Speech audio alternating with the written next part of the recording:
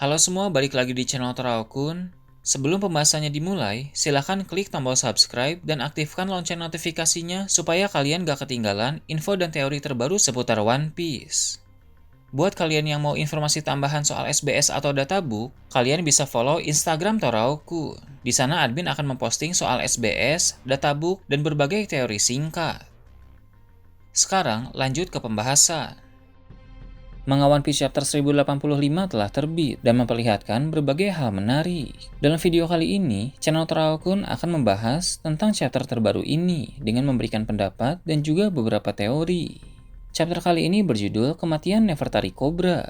Cerita dimulai dengan menampilkan Raja Cobra yang terkejut saat melihat Im Sama duduk di tahta kosong. Sesuai namanya, tahta kosong harusnya tetap dibiarkan kosong. Itu adalah simbol bahwa dunia tidak memiliki seorang raja tunggal. Namun, simbol tersebut ternyata hanya omong kosong. Tahta itu diduduki oleh Im Sama yang dengan kata lain menganggap dirinya sebagai raja dunia. Di sana, Im Sama mulai berbicara kepada Raja Cobra. Dia berkata bahwa ada dua hal yang hendak dia sampaikan dan ada satu hal yang harus dijawab oleh Raja Cobra. Saat mendengar Im Sama menyebut dirinya sebagai Mu, Raja Cobra mengingat bahwa dalam sejarah, salah satu dari 20 penguasa yang mendirikan pemerintah dunia ada yang bernama Imu. Hal tersebut mengindikasikan bahwa Im Sama memang telah hidup sejak abad kekosongan. Dia merupakan salah satu raja yang melawan kerajaan kuno. Kemudian setelah itu, mendirikan pemerintah dunia. Namun, Im Sama tidak mau menjelaskan tentang dirinya kepada Raja Cobra. Dia meminta Raja Cobra untuk diam, karena walau Raja Cobra bertanya, Im Sama tidak akan menjawab. Im Sama lalu bicara mengenai Di, yang adalah musuh pada masa lalu.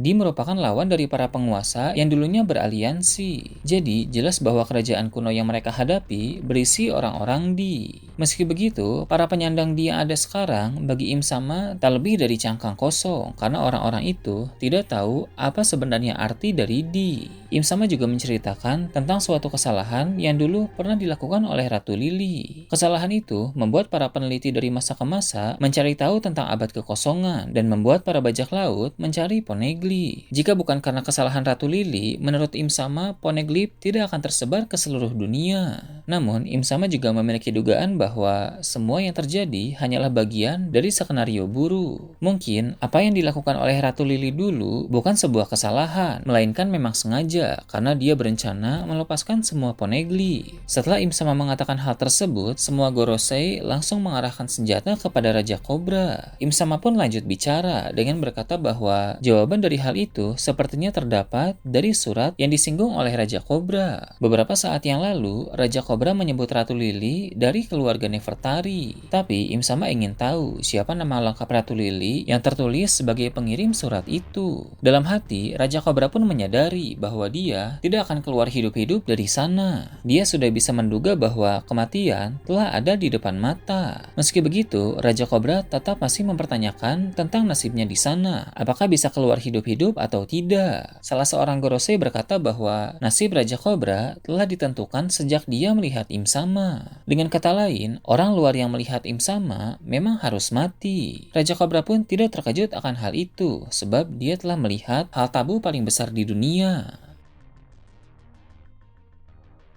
Setelah itu, diam-diam ada Sabo yang mengawasi dari balik pilar. Dia pun bisa melihat situasi aneh yang ada dalam ruangan tersebut. Setelah itu, Raja Cobra akhirnya menjawab pertanyaan dari Im Sama tentang nama lengkap dari Ratu Lily. Nama sang ratu adalah Nefertari Di Lily. Jadi, keluarga Nefertari rupanya adalah bagian dari keluarga Di, yang berarti Raja Cobra dan Vivi juga merupakan penyandang Di. Ketika Im Sama mendengar Ratu Lily yang memiliki inisial Di, dia terlihat marah. Tiba-tiba muncul semacam panah hitam yang menusuk Raja Cobra. Walau tidak jelas panah hitam itu dari mana, tapi kemungkinan besar itu adalah kekuatan dari Im Sama. Panah hitam tersebut mirip seperti ekor setan. Melihat Raja Cobra terkena serangan, membuat Sabo langsung bertindak. Dia keluar dari balik pilar dan langsung melancarkan tinju api kepada para Gorosei. Setelah itu, dia menyerang Im Sama memakai teknik Rux Gambit. Tapi Im Sama berubah wujud dan langsung memakan serangan api dari Sabo. Para Gorosei yang diserang oleh Sabo juga langsung berubah wujud. Melihat itu, tidak membuat Sabo takut. Dia hanya bilang dia berharap bisa menyerang mereka semua dengan satu serangan. Melihat Gorosei dan Im Sama yang telah menjadi monster juga membuat Sabo berkata bahwa puncak dunia tampak seperti neraka. Sabo tampak berdiri di samping Raja Kobra yang telah tergeletak. Sementara itu, dengan cepat Denden Mushi yang ada di ruangan tersebut langsung mengambil gambar. Gambar itulah yang kemudian akan diserahkan ke pihak jurnalis dan terciptalah berita bahwa Sabo membunuh Raja Kobra. Di samping Sabo, Raja Kobra yang tergeletak ternyata masih hidup. Dia tahu Sabo adalah kakak dari Luffy sekaligus bagian dari pasukan revolusi. Dia bertanya mengapa Sabo membantunya. Sabo pun menjelaskan bahwa musuh pasukan revolusi bukan para raja, melainkan para monster di atas mereka. Sabo juga bertanya bagaimana Raja Kobra bisa mengenal Luffy. Lalu sang raja pun menjawab bahwa dia memiliki hutang budi besar kepada Luffy. Setelah itu, Sabo membawa Raja Kobra untuk berlari meninggalkan ruangan. Sementara di belakang mereka ada tekanan yang begitu besar dari Im Sama dan para Gorosei. Raja Kobra pun bilang Sabo akan bisa lolos jika meninggalkan dirinya di sana. Tapi Sabo bersikeras harus menolong Raja Kobra. Raja Kobra lalu memberikan pesan kepada Sabo. Dia meminta agar Sabo menyampaikan kepada Luffy dan Vivi bahwa keluarga Nefertari adalah bagian dari klan D juga. Saat Raja Kobra menyinggung soal D, Sabo teringat masa lalu bersama Ace dan Luffy. Saat itu, Sabo merasa heran mengapa nama Luffy dan Ace sama-sama memiliki inisial D. Ace pun bilang bahwa dia juga bisa memberikan nama itu kepada Sabo, sehingga nama Sabo akan menjadi Sadibo. Sabo protes karena namanya malah menjadi sangat aneh.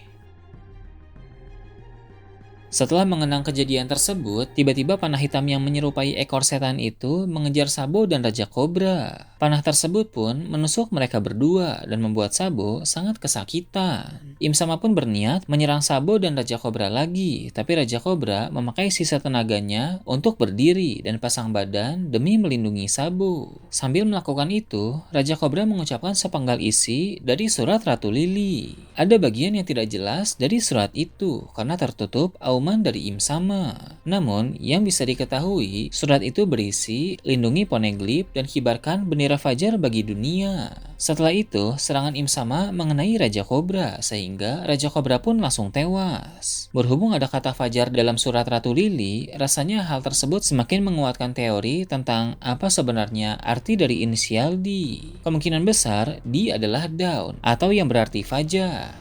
Sementara kekacauan terjadi di ruangan tahta kosong, ternyata ada orang yang mengintip dari lubang tembok. Orang itu adalah Wapol. Namun, Wapol ketahuan sehingga dia langsung lari dengan penuh ketakutan. Wapol sadar dia telah melihat sisi gelap dari pemerintah dunia yang harusnya tidak boleh dia lihat. Sementara itu, di ruangan rapat, para raja dan ratu menanti kedatangan dari Raja Kobra dan Raja Wapol. Namun, ada pesan dari orang pemerintah dunia bahwa dua raja tersebut tidak akan menghadiri rapat. Kemudian, di luar ruangan, ada Shirahoshi yang diajak oleh Fukaboshi untuk menunggu di Redport, tempat di mana para Tenryubito tidak berkeliaran. Sebenarnya, Shirahoshi belum mau pergi ke sana, karena dia ingin bertemu Vivi terlebih dahulu untuk berbincang lebih lama. Tapi Shirahoshi tidak tahu Vivi berada di mana. Ternyata, Vivi saat itu berada di suatu ruangan bersama beberapa agen CP0. Agen-agen CP0 itu adalah mereka yang dulu merupakan CP9, yang sekarang telah menjadi agen CP0.